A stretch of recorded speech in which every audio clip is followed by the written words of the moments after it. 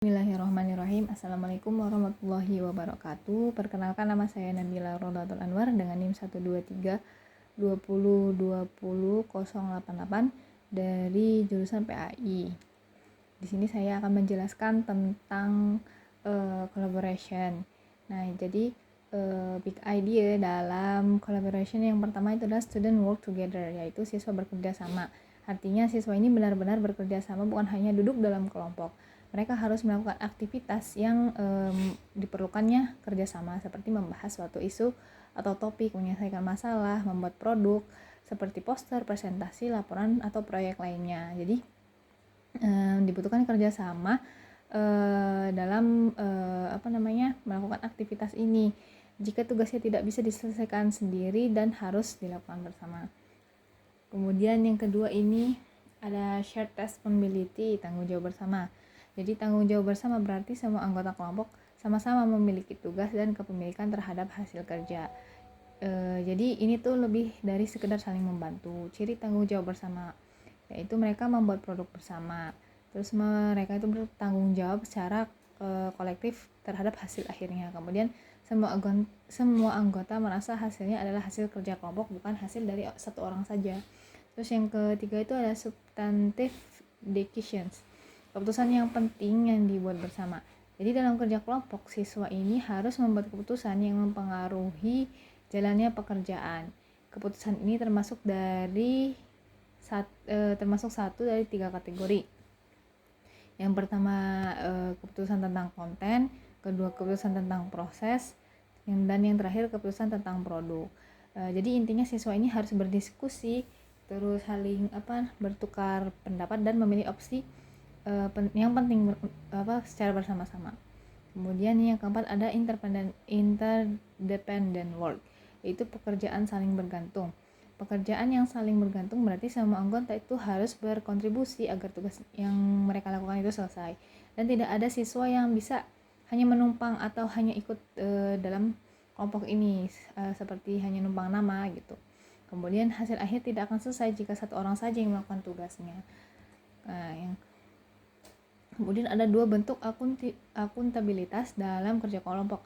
Yang pertama ada individual accountability, yaitu tanggung jawab individu, dan yang kedua group accountability, yaitu tanggung jawab kelompok. Terus kemudian contoh dari level-level aktivitas collaboration. Yang pertama level 1, tidak ada kerjasama.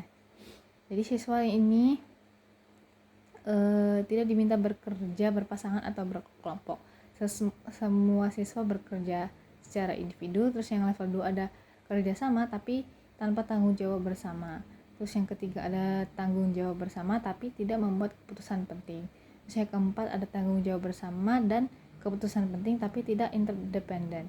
Terus yang level 5 ada tanggung jawab bersama plus keputusan penting dan juga kerja saling bergantung, interdependen. Mungkin itu saja yang dapat saya sampaikan tentang collaboration. Selanjutnya ada tentang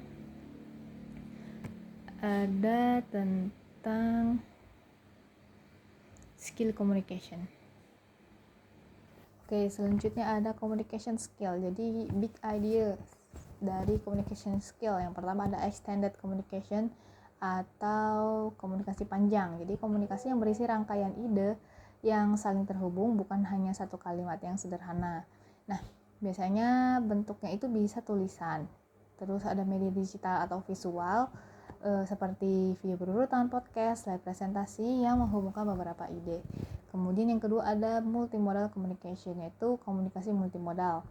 Artinya menggunakan lebih dari satu jenis media untuk menyampaikan pesan secara padu. Contohnya presentasi dengan teks plus video, blog dengan foto plus tulisan, poster dengan grafik plus penjelasan. Kemudian yang ketiga ada supporting evidence, yaitu bukti pendukung. Siswa harus menjelaskan ide mereka atau mendukung argumen dengan fakta, contoh, data, dan juga kutipan. Tidak cukup hanya berpendapat, maka itu harus dibuktikan dengan harus dibuktikan dengan data yang meyakinkan.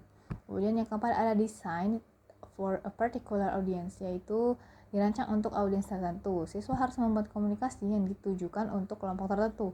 Misalnya siswa kelas 4, terus orang tua, guru, masyarakat lokal, dan tidak boleh untuk semua orang di internet. Pesan ini harus disesuaikan dengan kebutuhan, usia, dan konteks audiens.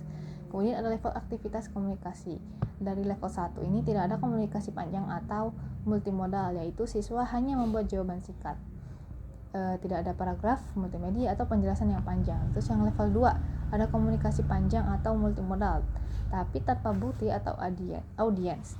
Nah, siswanya membuat paragraf, video, atau presentasi, tapi tidak perlu memberikan bukti pendukung dan juga tidak perlu menyesuaikan pesan untuk audiens tertentu, seperti menulis paragraf tanpa data atau membuat poster tanpa target audiens. Yang kemudian ada level 3, komunikasi panjang plus bukti pendukung atau audiens. Jadi siswa ini wajib membuat komunikasi panjang atau multimodal dengan salah satu dari berikut, yaitu menyertakan bukti pendukung atau menyesuaikan pesan untuk audiens tertentu. Terus yang level 4 ada komunikasi panjang dengan bukti pendukung dan audiens. Ini termasuk level tertinggi. Kenapa? Karena siswa ini harus membuat komunikasi yang panjang atau multimodal, kemudian menyediakan bukti pendukung, menyesuaikan pesan untuk audiens tertentu. Jadi di sini tuh ada kombinasi yang sangat lengkap, ada komunikasi panjang, bukti pendukung, dan audiens. Sehingga dari komunikasi ini dari level 4 ini komunikasi ini berkualitas sangatlah tinggi. Oke, itu saja yang dapat saya sampaikan tentang collaboration dan communication skill. Saya mohon maaf apabila ada salah kata. Saya undur diri. Wassalamualaikum warahmatullahi wabarakatuh.